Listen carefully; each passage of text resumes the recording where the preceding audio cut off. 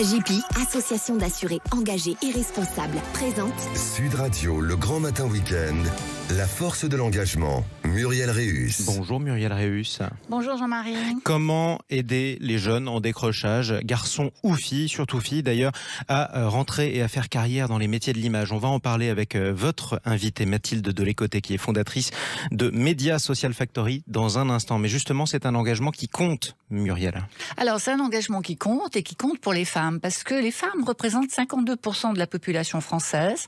Elles sont 2,2 millions de plus que les hommes. Et pourtant, elles ne sont que 7% à diriger des grandes entreprises.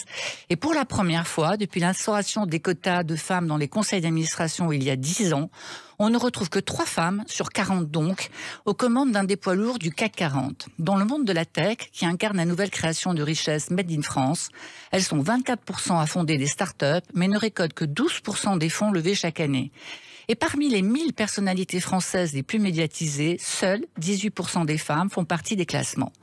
Est-ce mieux outre-Atlantique? Eh bien, pas vraiment. Seuls 6% des 500 plus grandes entreprises américaines sont dirigées par des femmes. Et dans le monde, me direz-vous? Eh bien, dans le monde, seuls 5% des femmes sont à la tête d'entreprises majeures.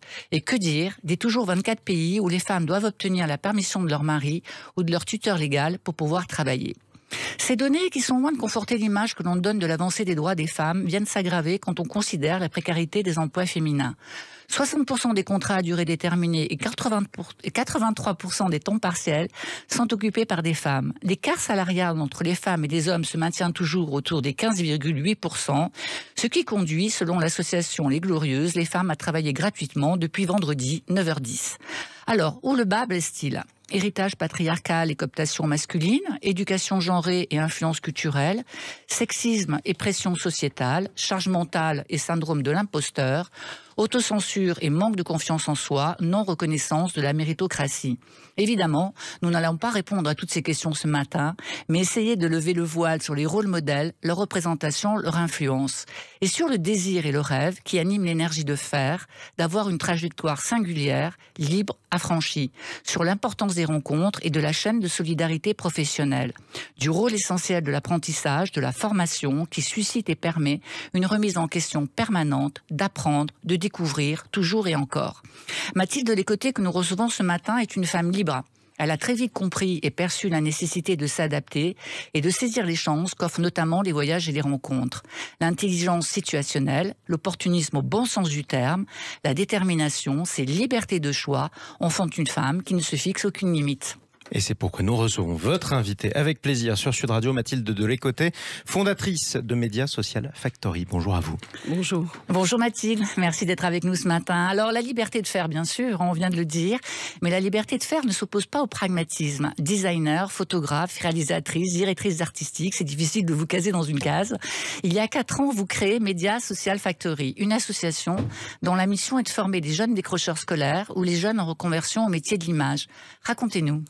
On a créé le Media Social Factory il y a 4 ans sur le modèle d'autres écoles qui forment gratuitement et très vite, c'est-à-dire qu'en 11 semaines, on apprend à des jeunes femmes à devenir photographes et vidéastes pour les réseaux sociaux. Voilà. D'accord. Et alors, vous en direz peut-être un peu plus tout à l'heure, mais vous travaillez depuis l'âge de 17 ans, photographe, reporter dans les plus grandes agences de photos.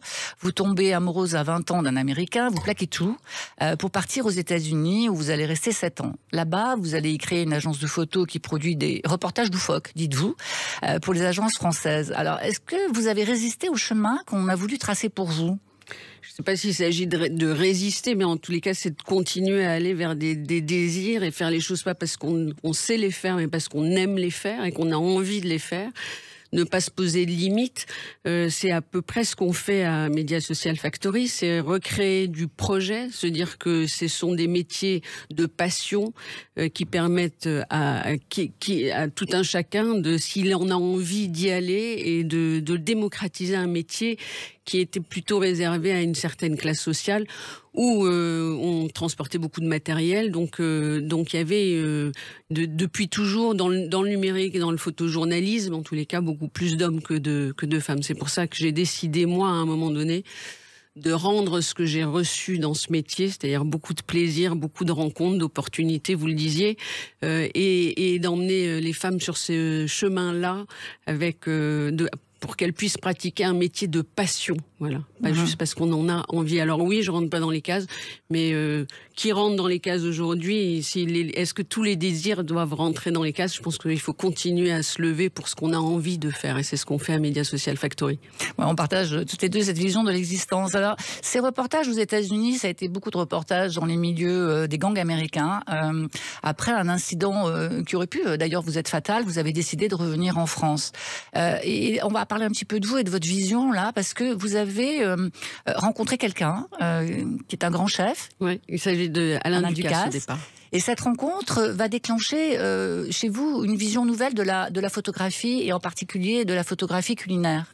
Oui, encore une fois, comme je suis autodidacte, c'est-à-dire que j'étais moi-même décrocheuse scolaire, donc sans bagage professionnel, j'ai appris tous mes métiers, puisque j'en fais plusieurs, tous mes métiers en les faisant, pas en les apprenant, mais en les faisant.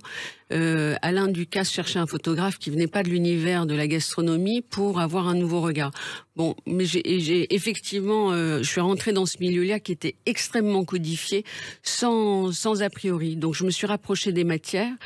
Et j'ai découvert un monde du vivant, du motif organique qui m'a fascinée, et qui, après toutes ces années de reportages un peu loufoques et parfois dangereux, m'ont apaisée. Et d'ailleurs, vous êtes la première photographe à avoir apporté ce regard. Vous avez dématérialisé la photo culinaire. Oui, dématérialisé, parce que souvent la photo culinaire à l'époque, et encore aujourd'hui, elle appelle un monde régressif. Or moi, j'ai tourné cette photographie en la dématérialisant, ça veut dire en enlevant tout le stylisme et en se rapprochant des matières, mais donc en l'amenant vers le futur, ce qui est un peu ce qu'on fait à Media Social Factory, c'est regarder plus loin que la ligne d'horizon et regarder de l'avant, lâcher la main du passé. Finalement, ce que j'ai fait dans la photographie en général. Vous l'avez rapporté à Media Social Factory. Alors, vous dites que le monde du vivant vous apaise. Ça veut dire quoi, ça, le monde du vivant vous apaise? C'est faire attention à ce qui nous entoure. Donc aujourd'hui, c'est très à la mode, mais j'ai commencé ça il y a une vingtaine d'années. Faire attention aux choses qui nous entourent en les regardant autrement, peut-être, ou de façon plus rapprochée, qui m'a permis de voir un design dans l'organique, un design qui est jamais totalement régulier.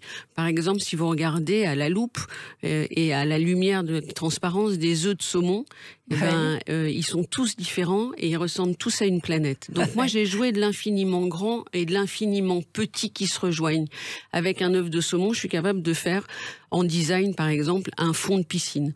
Donc ça va aussi jouer avec la technologie. J'aime bien jouer des méthodes anciennes de la photographie avec les méthodes nouvelles et la création, l'innovation, qui permettent aujourd'hui de breveter certains procédés, ce que j'ai fait à la piscine de Caudalie, par exemple. On se baigne dans une photographie qui est des ailerons de poissons, des nageoires de poissons. Voilà. On est réellement dans la matière. Vous dites d'ailleurs aussi qu'un cœur de carotte ressemble à un volcan. Je ne regarderai plus les carottes de la même façon à partir d'aujourd'hui.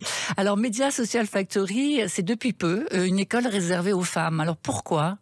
J'ai décidé, ça fait partie de mon engagement en fait.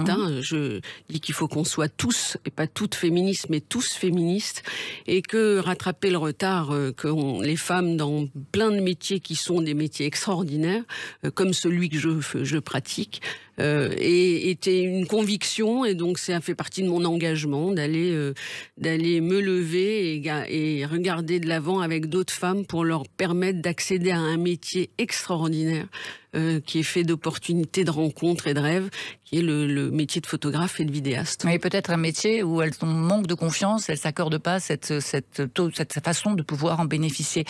Y a-t-il les prérequis pour bénéficier de votre formation, Mathilde ? Motivation, c'est le seul. Motivation. Non, il n'y en a pas d'autre. Aujourd'hui, être une femme et être motivée, c'est ce qu'on demande à Media Social Factory. Il n'y a absolument pas de base à avoir, puisque c'est ce qu'on vous donne, c'est une boîte à outils. On vous donne la boîte à outils pour devenir photographe et vidéaste en 11 semaines, ce qui fait quand même que nous avons 89% de retour à l'emploi. Donc c'est une méthode qui marche. En fait, il faut tout de même être demandeur d'emploi ou en reconversion professionnelle dans des métiers qui sont un peu difficiles. Ça fait partie aussi des prérequis. On demande à être inscrit au Pôle emploi, oui. On demande à être inscrit. Si on ne l'est pas, c'est une démarche qui est à faire. Ça nous permet, nous, de comptabiliser aussi les gens qui rentrent et qui ressortent et qu'est-ce qu'ils font ensuite. Quand on a préparé cette conversation, vous m'avez dit il y a un jury. Alors, dans le jury, il y a un psy, il y a un responsable de formation et un responsable de l'agence. Alors, justement, cette agence, c'est ce qui fait un peu la particularité de votre modèle, je trouve, c'est qu'il y a une association, effectivement, où vous formez ces jeunes femmes. Et puis, adossé à cette association, il y a une agence qui appartient à 100% à cette association. En fait, c'est un écosystème, une économie solidaire et sociale qui garantit l'emploi des jeunes que vous formez. Vous pouvez nous raconter un petit peu ce cycle vertueux ? Oui, en 11 semaines, on apprend les codes du travail, la prise en main d'un Android qui permet de capter et monter et mettre des légendes. Et ensuite, on a monté une agence qui leur met le pied à l'étrier. C'est-à-dire que les entreprises font appel à Média Social Factory Service et nous, on redistribue les missions aux jeunes qui ont été formés et qui ont besoin de travailler. Donc ça leur permet d'avoir des références. Ce qui est intéressant, c'est que c'est une vraie économie sociale où on n'a pas séparé les deux mots. À l'équilibre, l'agence est... Bon, je vais rentrer un peu dans la technique, mais enfin, en gros, l'agence est détenue à 100% par l'école. Et donc, le problème n'est pas de faire de l'argent, mais de la redistribution de cet argent. Et en fait, cet argent que fait l'agence est redistribué en travail pour les jeunes. C'est ça que je trouve assez formidable, cette espèce de cercle vertueux que vous avez monté. C'est-à-dire, je forme, je m'intéresse aux femmes, je les forme, je leur donne un métier qui est un métier d'aujourd'hui, puisque les réseaux sociaux, être photographe, être designer, être reporter, c'est un métier d'aujourd'hui. Et en même temps, vous leur garantissez une forme de travail. Et effectivement, 80% de vos élèves, aujourd'hui, ont un retour à l'emploi dans un métier qui a du sens et un projet qui les anime. Alors, est-ce que votre combat, c'est de réparer l'ascenseur social, de donner à chacun les mêmes chances, d'acquérir des codes ? Et d'ailleurs, y a-t-il toujours des codes dans ce métier ? Il y a de moins en moins de codes, surtout pour les réseaux sociaux, et c'est ça qui est intéressant. Je pense que ces jeunes qui sont nés avec des appareils photo Android dans leur poche, leur deuxième cerveau, si j'ose dire, à partir du moment où ils ont les codes du travail, ça devient un levier économique. Et ça, c'est vraiment intéressant. Est-ce que ça correspond à un engagement ? Oui. Bien sûr que j'avais envie de partager le bonheur. Je me suis battue pour être là. Je me bats tous les jours pour faire ce métier, mais c'est un métier qui m'a apporté tellement de bonheur que je me suis sentie à un moment avoir envie de redonner et remettre dans la roue tout ce bonheur. Et donc, de le partager, on a trouvé cette méthode qui, en 11 semaines, permet d'avoir les premiers outils. Et beaucoup de jeunes femmes qui sont avec nous sont aujourd'hui des artistes, qui ont fait Média Social Factory, sont aujourd'hui des artistes ou des reporters ou des monteuses. Enfin, gravitent dans le monde de l'image. Elles ont retrouvé du projet ou un travail de community manager. Enfin, c'est vraiment les premières marches de l'image. Merci beaucoup Mathilde pour ce rendez-vous ce matin. Vous dites, et je conclurai par cela, et j'aime beaucoup cette affirmation que l'inclusion est réussie quand elle ne se voit pas. Exact. Merci à vous Mathilde. De l'écoutez, pas d'engagement et surtout pas d'image sans culture, Muriel Réus. Alors ce matin, on va parler de Patronne. C'est ainsi que cet ouvrage se nomme. Il est écrit par Élodie Andriot et publié aux éditions Albin Michel. Patronne, c'est un rendez-vous en tête-à-tête avec 52 femmes. Une par pourcentage de représentation dans la société française. 52% de femmes en France, 52 portraits, pour que chaque Française puisse se reconnaître en elle et pour cesser de douter que tout est possible. Chacune s'est livrée à Élodie Andriot en balayant des questions que toutes les femmes qui travaillent se sont posées un jour. Pourquoi moi ? Quelle patronne suis-je ? Pourquoi si peu de femmes à ma place ? Qu'est-ce que je n'ai jamais osé dire ? Chacune se confie sur son histoire, ses outils, ses rencontres, tout ce qui a pu leur permettre de tracer un chemin pour devenir numéro 1. Presque un mode d'emploi, sans langue de bois, pour réussir et réaliser ses désirs de vie professionnelle. Ces formidables parcours inspirants donneront certainement le désir aux lectrices de vouloir être comme elles et je l'espère de contribuer à démentir cette étude du World Economic Forum qui affirme qu'il faudra plus d'1 siècle pour parvenir à la parité. Pour accélérer ce processus évidemment inacceptable pour moi, pour vous Mathilde et pour toutes les femmes qui nous écoutent, lisez Patronne d'Élodie Andriot. Et pour retrouver un emploi ou vous faire une place, mesdames, dans les métiers de l'image, Média Social Factory, fondé par notre invitée Mathilde de l'écoutez. Merci à vous deux, merci à Muriel Réus. On vous retrouve dimanche prochain, pardonnez-moi, à 8h13 précise pour un prochain engagement. Merci Jean-Marie, merci Mathilde. Sud Radio, le grand matin week-end, la force de l'engagement, Muriel Réus. Avec AGIPI, association d'assurés engagés et responsables.